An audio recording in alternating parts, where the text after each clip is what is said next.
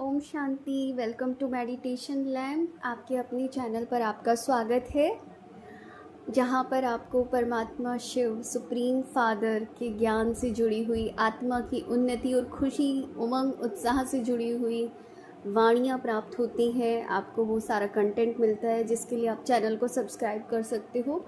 अभी अव्यक्त मुरली सीरीज़ चल रही है जिसके अंदर 1972 की मुरलियों को हम स्टडी कर रहे हैं। आज 27 अप्रैल 1972 की मुरली है जिसका टाइटल है लकी और लवली बनने का पुरुषार्थ। बहुत बहुत सुंदर मुरली है ये, और बाबा ने इतनी चीज़ों को स्पष्ट किया है। अगर ध्यान से सुने, देखो लक क्या है, लवली बनना क्या होता है, ये सारी चीज़ें ना हमारी बुद्धि में आनी चाहिए कि आप चले जा रहे हैं, लेकिन एटलीस्ट आपको पता तो हो कि कौन सी चीज़ आपको भाग्य से मिल रही है और कौन सी चीज़ आपको एक तरह से आपकी मेहनत से मिल रही है। तो अब देखते हैं शिव भगवान हुआ आज। बाबा ने कहा देखो, लवली और लकी दोनों की प्राप्ति के लिए मुख्य 3 बातें आवश्यक हैं। पहली बात तो बाबा पूछा आते ही कि समझते हो अपने आप को कि लवलीएस्ट और लकीएस्ट दोनों अवस्था हो। तो बाबा ने कहा कि सदा निर्विघ्न होंगे। जाहिर सी बात है कि तुम बाप के प्यार में खोए हुए और अपने आप को इतना लकी समझते हो कि तुम्हारी हर चीज़ पूरी हो जाती है, तो उससे बड़ा तो भाग्य क्या ही होगा। अब बाबा ने थोड़ा सा क्वेश्चन डाला मन में कि पहले तो ये बताओ, लक को बनाया भी जा सकता है या सिर्फ बना हुआ होता है? आपको क्या लगता है? सोचिए ज़रा, आप क्या समझते हो कि लक किसको कहा जाता है? बना बनाया होता है या उसको हम बना भी सकते हैं? फिर कि तकदीर को चेंज कर सकते हो या नहीं? क्वेश्चन है, अब ये हम सबके लिए क्वेश्चन है। बाबा भी तो पूछना चाह रहे हैं ना। पहले पूछेंगे तभी तो हमारी बुद्धि के अंदर ये चीज़ें आएंगी सोचना। तो देखो कि अनलक्की से लक्की बन सकते हो? लक बनाने के लिए पुरुषार्थ की मार्जिन है? ये सारे क्वेश्चन, ये एक एक क्वेश्चन अपने आप से पूछना है, हाँ या ना, हाँ या ना। बाबा ने बोला तकदीर जगी हुई है या साथ ले आए हो ना, फिर क्या बनाएंगे? तो देखो यहाँ पर बाबा क्या कहते हैं कि तकदीर को तुम बना भी सकते हो और बना कर भी आए हो, दोनों तरह से। यानी ये जो लक की बात हो रही है ना यहाँ पे, कि ये जो लक होता है ना, ये लक था तभी तो तुम्हें परमात्मा का ज्ञान मिल गया, तभी तो भगवान मिल गया। भगवान मिलना कोई इतनी साधारण बात नहीं होती है।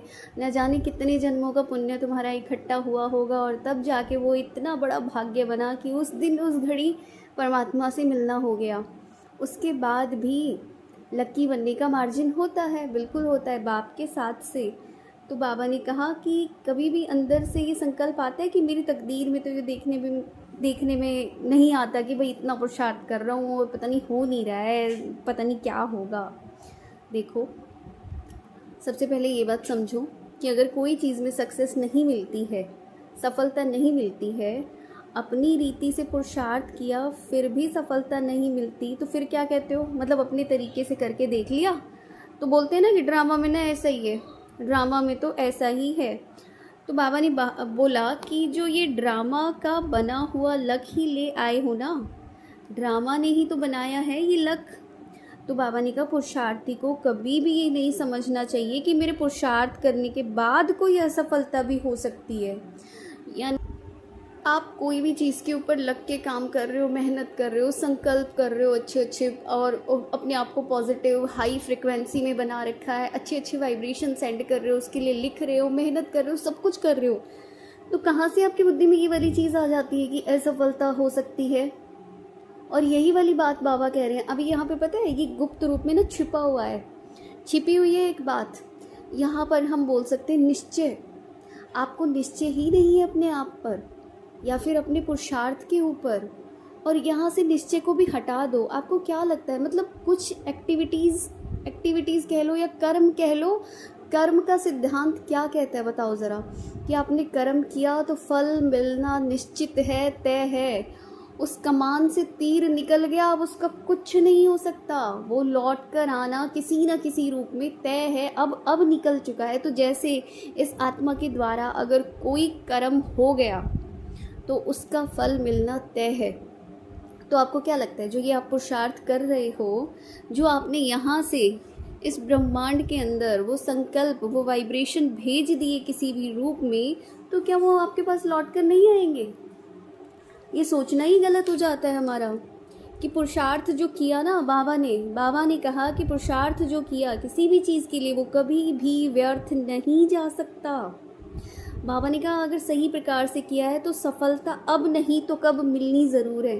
तो इस बात के ऊपर ना आंख बंद करके भरोसा कर लेना कि कौन कह रहा है, भगवान कह रहा है, और उससे भी एक अलग, उसको भी एक बार को ना थोड़ा सा चलो साइड करके, कर्म फिलॉसफी अगर पढ़ रखी हो, थोड़ी बहुत कर्म के सिद्धांत पता हो ना, तो जो दिया है वो लौट कर ज़रूर आएगा। ये कुदरत, ये पूरी की पूरी प्रकृति, यहाँ तक कि हम हर कोई इसी नियम से बंधे हुए हैं। ये जो पूरा ब्रह्मांड है ना, कुछ नियम कायदों पर चलता है, और हम लोग ऊपर नीचे कर सकते हैं। इसके नियम कायदों में कोई भी ऊपर नीचे नहीं होता है, सब कुछ एक्यूरेट चलता है, सब कुछ। तो जो गया ना, जो संकल्प तुमने इस ब्रह्मांड में छोड़ दिए, वो लौट कर आएंगे, ज़रूर आएंगे। इसलिए कहा जाता है बड़ा सोच समझ के बोलो, सोच समझ के करो। बहुत बार तुम चीज़ें ना बस यूं ही बोल देते हो, वेस्ट कह लो या नेगेटिव, कि चाहते नहीं हो, रियलिटी में वैसा नहीं चाहते हो। कि समझो कि बहुत गुस्से में है कोई माँ, अपने बच्चे को बोलते हो तुम मर जा तो भला हो, वो सच में चाहती नहीं है, लेकिन समझो शब्द कौन से निकाल रही है वो। तुम्हारे शब्दों से हमारी दुनिया का निर्माण होता है, शब्दों से, संकल्पों से सृष्टि रची जाती है। ये थोड़ी सी बातें समझ में आ रही है अब?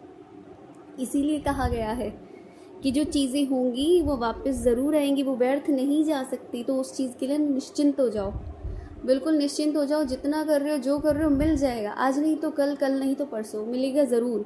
तो ऐसे हताश नहीं होना है, क्योंकि हताश होके ना फिर खुद के ही इतनी मेहनत से किए हुए पुरुषार्थ को ना कम कर देते हैं।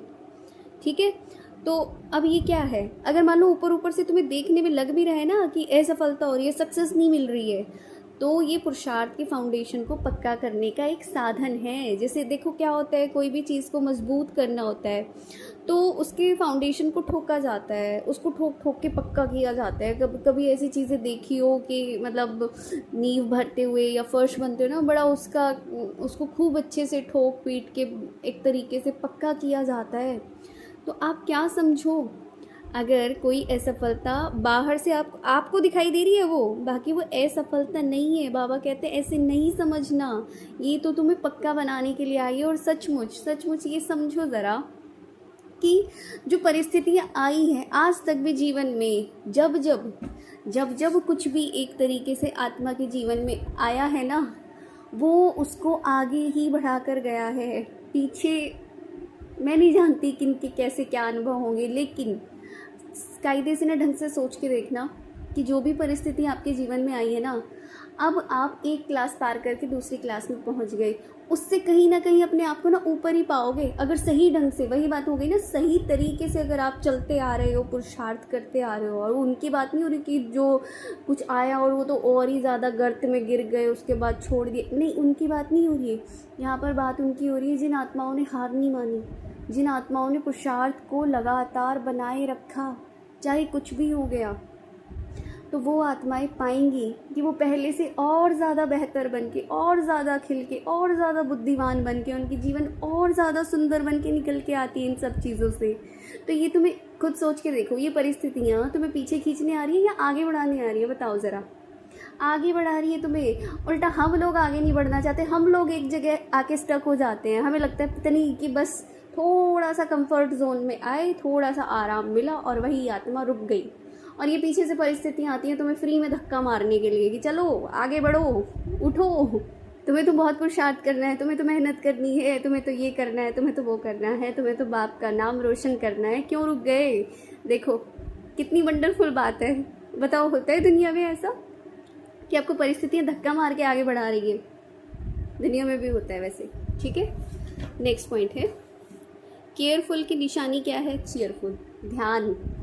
केयरफुल रहना है, ध्यान रखना है हमेशा हर बात का कि हमसे कोई व्यर्थ वेस्ट थॉट तो नहीं जा रहे हैं, कोई दुख की लहर तो नहीं आ रही है, मतलब कि मैं सही से पुरुषार्थ कर रहा हूँ या नहीं कर रहा हूँ। उन सारी चीज़ों को चेक करना है। बाबा ने सुबह से लेकर रात तक जो भी श्रीमत दी है उसके ऊपर हूँ तो इन चीज़ों के लिए केयरफुल बनना है, और केयरफुल होंगे तो चीयरफुल यानी खुश मिजाज खुशनुमा चेहरा तो अपने आप ऑटोमेटिक हो जाएगा। और अगर चीयरफुल नहीं होते हो तो अवश्य कोई मर्यादा का उल्लंघन ज़रूर किया है, ठीक है। तो मर्यादा संकल्पों के लिए भी है, ऐसा नहीं है कि मर्यादा सिर्फ और सिर्फ फिजिकल दे रखी है, नहीं। संकल्प आपको कौन परमिशन देता है वेस्ट सोचने की? कहीं पर भी परमिशन नहीं दी गई है। और अगर वेस्ट सोचते हो ना तो मर्यादा का उल्लंघन कर रहे हो, और जिस चीज़ का उल्लंघन करोगे तो वहाँ पर सज़ा निश्चित है। आप बैठकर डर में चिंता में उल्टे सीधे वाइब्रेशन भेजे जा रहे हो इस ब्रह्मांड के अंदर, इस यूनिवर्स के अंदर, तो आपको क्या लगता है बहुत महान कार्य कर रहे हो? आप तो डबल तरीके से फंसोगे। क्यों फंसोगे? आम दुनिया में वो लोग हैं आम, ठीक है, एक तरीके से, और आप कौन हो? खुद भगवान के चुने हुए बच्चे, उनकी संतान। तो आपके ऊपर तो डबल बोझ पड़ेगा। उनको एक थप्पड़ लगेगा, तुम्हें लास्ट में 2 थप्पड़ लगेंगे। तुम्हें तो पता था, तुम्हें तो सारी चीज़ें बताई गई थी, तुम्हें तो तरीके भी पता थे, उसके बावजूद किसकी परमिशन से तुम इस पूरे के पूरे ब्रह्मांड को पॉल्यूट कर रहे थे? किसकी परमिशन से तुम पूरे के पूरे इस संसार की वाइब्रेशन को नीचे लेके आने का काम कर रहे थे? तुमको क्या वाइब्रेशन का काम दिया है कि हायर फ्रिक्वेंसी में जाना है, इसकी वाइब्रेशन को हाई करना है, और हाई करते करते करते एक दिन दुनिया, वो सतयुग का समय आ जाएगा। वो कोई जादू की छड़ी से नहीं आएगा। समझो, वाणी बहुत लंबी हो रही है, आज के लिए इतना ही। जो भी चैनल पे नए आए हैं, चैनल को अपना लाइक कर सकते हैं, सब्सक्राइब कर सकते हैं। बाकी ज्ञान भी बांटने से बढ़ता है, इतना जितना हो सकता है शेयर कीजिए। मिलते हैं हम लोग नेक्स्ट मुरली में, तब तक के लिए थैंक यू सो मच। ओम शांति।